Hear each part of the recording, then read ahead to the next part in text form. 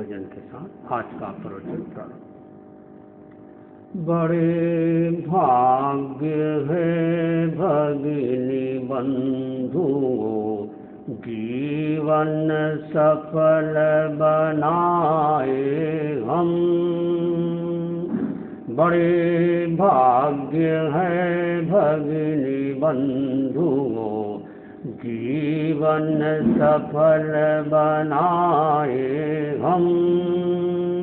आत्म साधना के सतपथ में अणुव्रती बन पाए हम। बड़े भाग्य है भगिनी बंधुओं, जीवन सफल बनाए हम। अपरिग्रह अस्तेय अहिंसा सच्चे सुख के साधन है। अपरिग्रह अस्तेय अहिंसा सच्चे सुख के साधन है। सुखी देख लो संत अकिंचन, संयम ही जिनका धन है। उसी दिशा में दृढ़ निष्ठा से, उसी दिशा में दृढ़ निष्ठा से क्यों नहीं कदम बढ़ाए हम। आत्म साधना के सतपथ में अणुव्रती बन पाए हम। बड़े भाग्य है भगिनी बंधुओं, जीवन सफल बनाए हम। रहे यदि व्यापारी तो प्रामाणिकता रख पाएंगे। राज्य कर्मचारी जो होंगे रिश्वत कभी न खाएंगे। दृढ़ आस्था आदर्श नागरिकता के नियम निभाए हम। आत्म साधना के सतपथ में अणुव्रती बन जाए हम।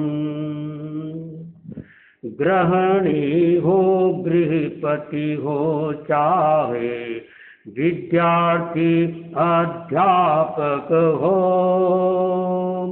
वैद्य वकील शील हो, सब में नैतिक निष्ठा व्यापक हो। धर्म शास्त्र के धार्मिकपन को आचरणों में लाए हम। आत्म साधना के सतपथ में अणुव्रती बन जाए हम। बड़े भाग्य है भगिनी बंधुओं, जीवन सफल बनाए हम। अच्छा हो अपने नियमों से हम अपना संकोच करें, नहीं दूसरे बंधन से मानवता की शान हरे। यह विवेक मानवता का गुण, इसका गौरव गाए हम। यह विवेक मानव का निज गुण, उसका गौरव गाए हम। आत्म साधना के सतपथ में अणुव्रती बन पाए हम। बड़े भाग्य है भगिनी बंधुओं, जीवन सफल बनाए हम। अंतिम पद है।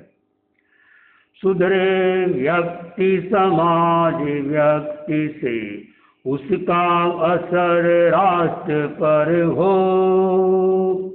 सुधरे व्यक्ति समाज व्यक्ति से, उसका असर राष्ट्र पर हो। जाग उठे जन जन का मानस, ऐसी जागृति घर घर हो। तुलसी सत्य अहिंसा की, तुलसी सत्य अहिंसा की, जय विजय ध्वजा फहराए हम।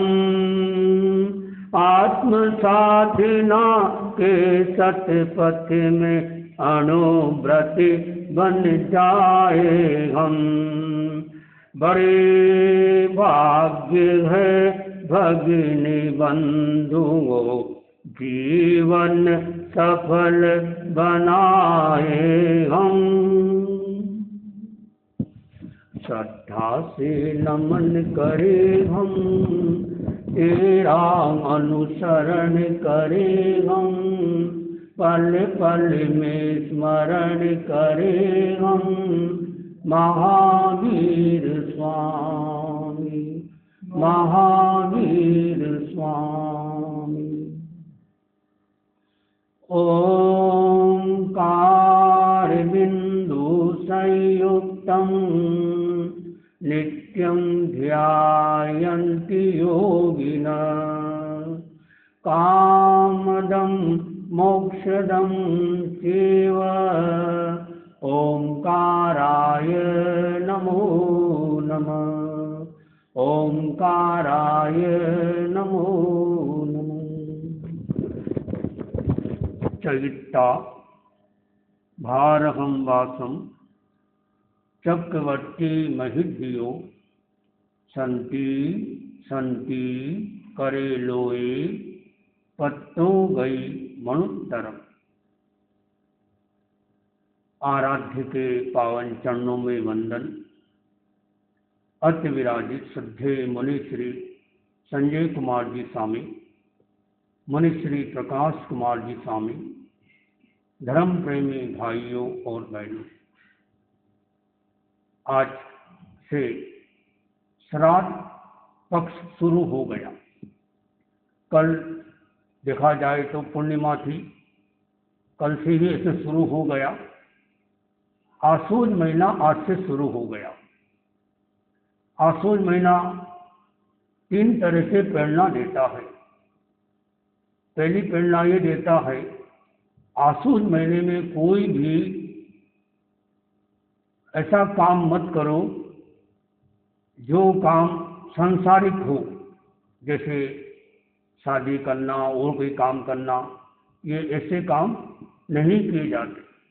धर्म के काम किए जाते, क्योंकि ये 15 दिन में ऐसी मान्यता है, जो हमारे पूर्वज है उनको, उनके लिए कुछ पूर्ति की जाती है। ये जैनों की मान्यता नहीं है, लेकिन चल रहा। जैन भी देखा जाए तो एक तरह से हिंदू है।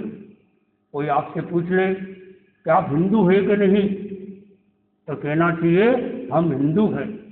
कैसे? 3 तरह से। नंबर 1, हिंदू का अर्थ क्या? जो हिंसा से दूर रहता है वो हिंदू। नंबर 2, जो हिंदुस्तान में रहता है वो हिंदू। हिंदू शब्द कैसे बना है?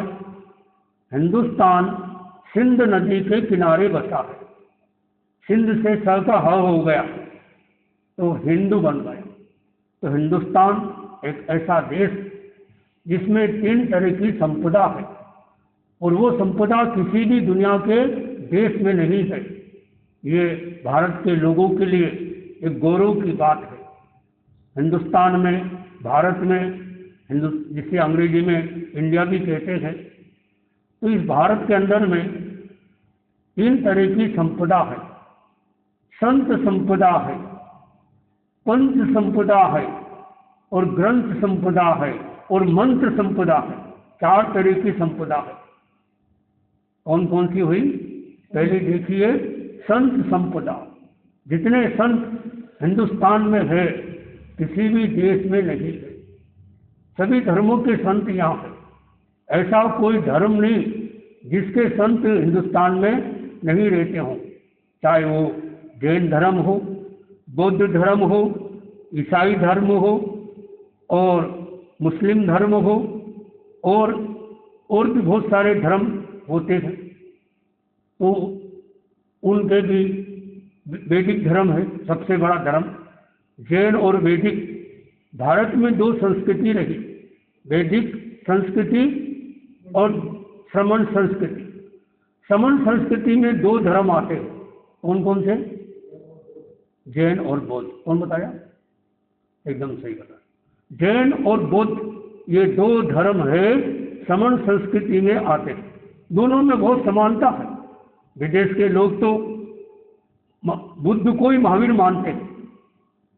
जब उनको बताया महावीर और बुद्ध में बहुत अंतर है, ये ठीक है, दोनों समकालीन थे, 12 साल का अंतर था। 12 साल बड़े थे महात्मा बुद्ध महावीर स्वामी से। उनका जन्म पहले हो गया था, वो पहले चले गए, 12 साल पहले चले गए। दोनों में बहुत समानता। दोनों में एक बड़ी समानता ये है, दोनों आत्मकर्तृत्ववाद मानते हैं कि कोई ऐसा परमात्मा नहीं है जो किसी को सुखी दुखी बनाए। दोनों की एक ही मान्यता। वो निर्माणवादी वो मानते हैं कि व्यक्ति का निर्माण होता है, जिसे हम मोक्ष कहते हैं। वो भी आत्मा को मानते हैं, परमात्मा को मानते हैं, ध्यान को मानते हैं। महात्मा बुद्ध ने मध्यम मार्ग निकाला और जय बुद्धे बुद्धा ऐकंता, जय बुद्धा अनाभया। हम लोग अर्चना में बोलते हैं जितने भी बुद्ध हुए हैं और जितने भी बुद्ध होंगे सभी ने शांति का मार्ग बताया। बुद्ध व्यक्ति का नाम नहीं है। क्या आप बता सकते हैं कि बुद्ध का मूल नाम क्या है, जिसे हम महात्मा बुद्ध कहते हैं? कि बुद्ध नाम नहीं है। मूल नाम क्या था? गौतम। बाद में वो बोध प्राप्त हो गया तो बोध कहलाए। जितने भी धर्म है, इन धर्मों के नाम में अर्थ छिपा हुआ है। जैन किसे कहते हैं? जिसने अपने आप को जीत लिया, वो जैन कहलाता है। Jain means who conquer to self and Jainism one of the oldest religion in the world. बौद्ध का मतलब जिसने अपने बोध को प्राप्त कर लिया, वो बौद्ध है। और पारसी, जिसने पार देखने की कला आ गई, वो पारसी। मोहम्मद, जिसमें मोह भी नहीं मत भी नहीं, वो मोहम्मद। खुदा, खुदा, ये अर्थ होते हैं। मदन मोहन, मत भी नहीं मोह भी नहीं, ऐसे धर्मों के अर्थ हैं। तो जितने भी धर्म है, जैसे इस्लाम का अर्थ होता है शांति, देखा जाए तो जितने भी धर्म है इनका मुख्य उद्देश्य तो यही था कि शांति रहे। लेकिन संत ये जो अलग अलग धर्म, धीरे धीरे कई धर्म हुए जो जितना उनका प्रभाव होना चाहिए उतना प्रभाव नहीं हो पाया। कारण काल के कारण, अलग अलग काल में अलग अलग लोग हुए हैं, उस कारण उसका प्रभाव कम ज़्यादा होता गया। तो कहा गया भारत में संस्कृति है, एक तो संत संपदा है, बहुत संत है। दूसरी ग्रंथ संपदा है। ऐसा कोई धर्म नहीं जिसका अपना कोई ग्रंथ नहीं है। बता सकते आप ऐसा कोई धर्म है जिसका ग्रंथ नहीं? हर धर्म का अपना ग्रंथ है, अपना पंथ है और अपना मंत्र है। और जितने भी धर्म है इनके कम से कम 2 भेद है। अगर 2 भेद नहीं होते तो वो धर्म शायद नहीं टिकता। जैनों के 2 भेद, 2 संप्रदाय, कौन कौन से? दिगंबर और श्वेतांबर। बौद्ध धर्म के 2 भेद, कौन कौन से? हीनयान और महायान।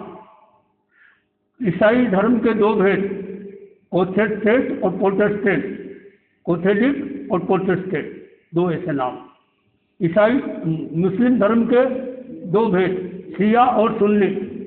ऐसा कोई धर्म नहीं है जिसके कोई संप्रदाय न हो, और कम से कम दो संप्रदाय होते हैं। तो यह भारत में संप्रदाय की संपदा है, यानी पंथ की संपदा है, ग्रंथ की संपदा है, सबका अपना धर्म। कोई पूछ ले जैन धर्म का ग्रंथ का नाम क्या है, क्या कहोगे? आगम। आगम कहना, एक आगम, एक ग्रंथ। जैसे कुरान भी कई तरह की होती, वैसे आगम के कई अलग अलग प्रकार। जैन दर्शन में मुख्य रूप से 32 आगम माने गए।